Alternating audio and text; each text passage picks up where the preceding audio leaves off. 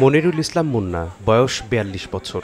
এখনও চেহারায় বয়সের ছাপ পড়েনি। রক্ত দিয়েছেন ৫৬ বার, দান করেছেন বাম কিডনি, এমনকি নিজের চোখ দুটো মরণোত্তর দান করা।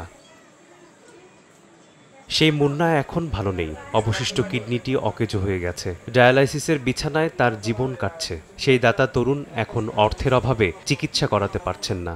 দুইটা ছিল, একটা আমি ছোট রেখে এটা ডোনেট করেছি। এখন একটা যেটা ছিল সেটাও ফেল হয়ে গেছে। এখন ডায়ালিসিস চলতেছে, সপ্তাহে দুটো ডায়ালিসিস দিতেছে। দেওয়াটা আসলে ডায়ালিসিস তো কিডনির জন্য সলিউশন, দেওয়াটা অনেক টাফ ও ব্যয়বহুল খরচ। আমি চাচ্ছিলাম কেউ যদি একটা কিডনি ডোনেট করে আমাদের, তার জন্য আমি অনেক উপকৃত হব। আমার ছোট দুটো বেবি আছে, একটা মেয়ে 3.5 বছর আর একটা ছেলে 1.5 বছর। ওদের জন্য মানে আমার বেঁচে থাকাটা এবং দেশবাসী সবার জন্য বেঁচে থাকাটা আমার প্রয়োজন আমি মনে করি। সেই জন্য একটা কিডনি যদি কেউ ডোনেট করে কোনোভাবে, তাহলে আমার জন্য একটু উপকৃত হয়।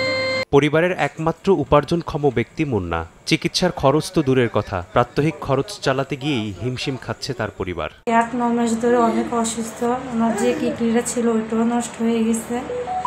তারপরে এখন চলাফেরা বাচ্চারা নিয়ে আমার খুবই ঘুমাইতে পারে না, সারা রাত বসে থাকে আর কাশতে কাশতে শেষ ফলাইতে পারে না, সারা রাত বসে থাকে। চিকিৎসক জানান, কেউ যদি তাকে একটি কিডনি দান করেন তাহলে সে ভালো থাকতে পারবে, নতুবা তাকে ডায়ালিসিস করে বেঁচে থাকতে হবে।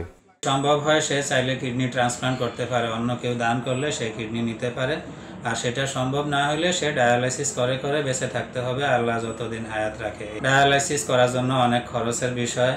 ডায়ালাইসিস মিনিমাম সপ্তাহে 2 দিন না করে আসলে বেঁচে থাকা যায় না।